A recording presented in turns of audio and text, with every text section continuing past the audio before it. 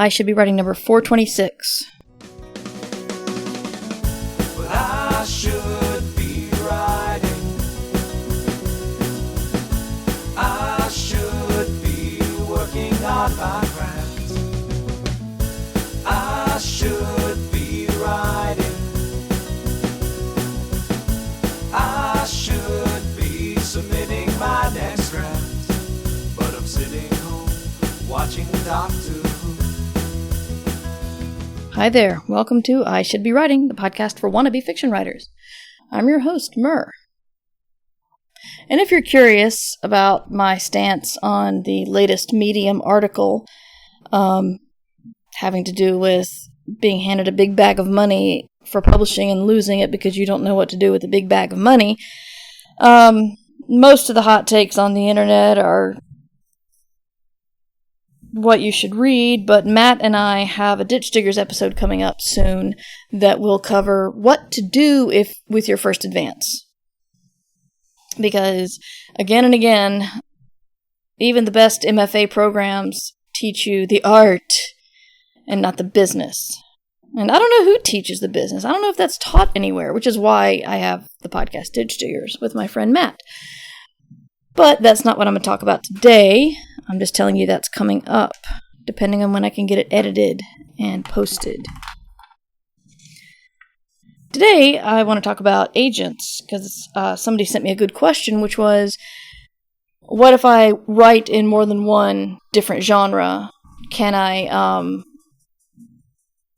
have more than one agent?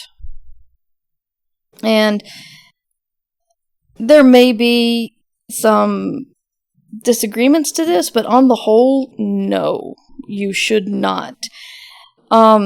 Agents do a vast variety of things. They have lunches and meetings with editors in order to sell you and your books. They look at your contracts and negotiate your contracts. They help you edit your book, some of them, to be in submissionable stage. Is that a word? Submissionable? I'm not sure. But anyway, and it seems like what you want two agents for is just the one thing of knowing who to talk to in that genre. It doesn't matter whether your contract is for nonfiction or fiction. It's a contract, and agents know how to read those. So if you get an agent, they're going to know what to do with the contract. They're going to know how to negotiate. I have a agent for science fiction, but when someone approached me to do the I Should Be Writing book, Jen handled that. I didn't go looking for a nonfiction agent. Also, a lot of agents take your career in mind when they take you on. They're not thinking, I'm going to represent this book. They're thinking, I'm going to represent this person, and they hope it's a long relationship. And so, if you've got more than one agent thinking about your career as a whole, that could get really dicey. Because who gets whose advice are you going to listen to? And is the other one going to accept the fact that their advice is completely ignored due to another agent? I think you should only get another agent for another genre if your agent specifically says, I don't know how to handle this. I'm going to recommend you to a friend of mine. Because, the agents, they know each other. It's a tight-knit group. This is why you're not supposed to look for a new agent before you break up with your old one, because they talk just like authors talk, and it doesn't make you look good. So, in short, write your book, get an agent, and then, you can mention that you've got something else in the works. But, a lot of people think, and this is not specifically in reference to this last email I got, a lot of people send questions about what genre the book is in, or marketing questions, or pseudonym questions. And really, these are things that you usually think about after the book is done and at least on the market to be sold. I don't think if you're writing your first book to sell, or rather if you haven't sold your first book yet, I should say, don't waste your mental energy on genre questions or future books, or whether you should sell your trilogy as a trilogy or sell your first book as a first book, or what your name should be or whatever, because this is all stuff you can think about after your book's done. Right now you should just be thinking about your book.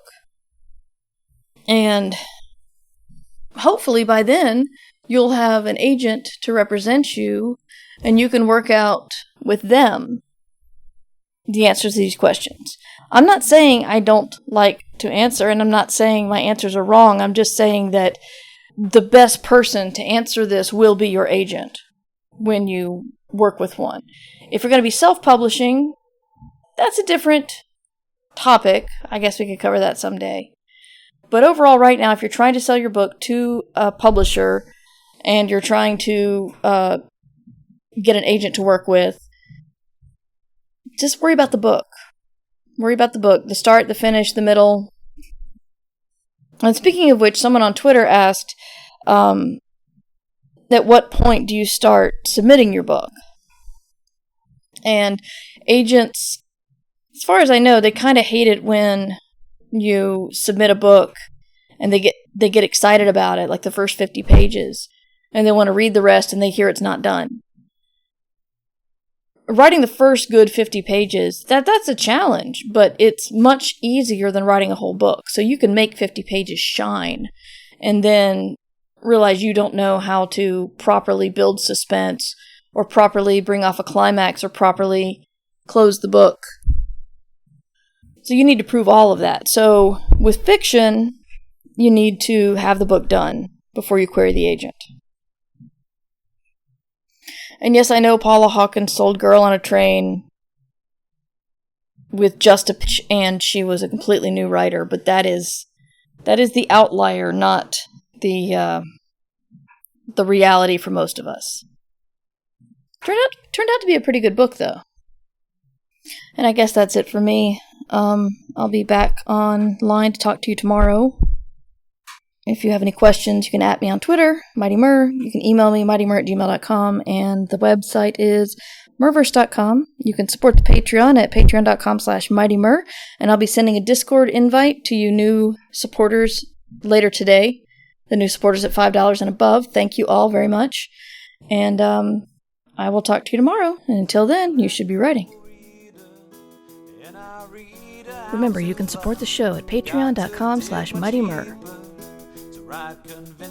I should be writing theme music provided by John Anelio. You can find more about him at johnanelio.com. This podcast is distributed under a Creative Commons Attribution Share-alike license.